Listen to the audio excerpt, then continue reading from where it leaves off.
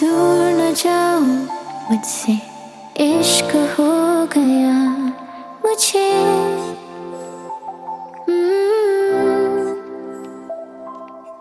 तेरी नजरों से तू मेरी शाम सुबह, रह न पाओ हम तुमसे जुदा।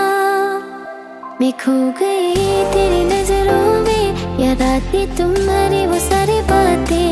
मेरे याद में तू ही रहता सारी उम्र भर, एक साथ रहना।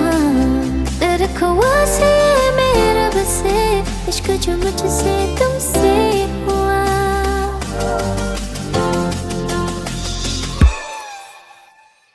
What you Phet Jngai nang ala Sohktung ये तो सब रखे जाऊं भी लाऊंगा जुम्शा।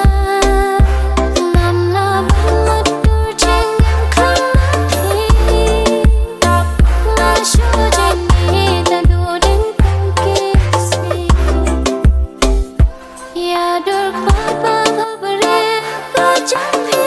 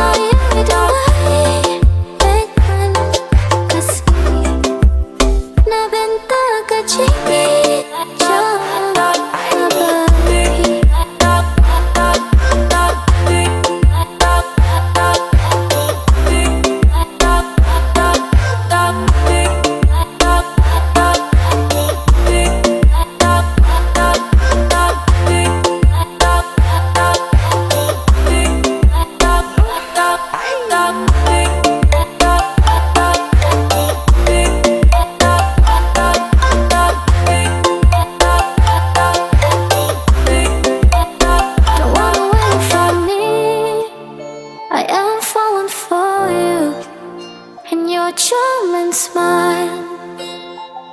My days and nights are so much better when I'm with you. I fell for you when we first met. Nothing's changed, I have no regrets. You were always there on my mind. I wanna spend my life with you.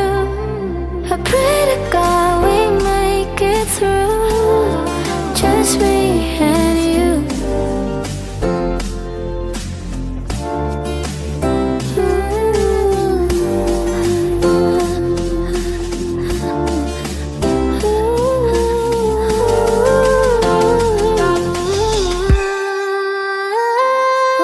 You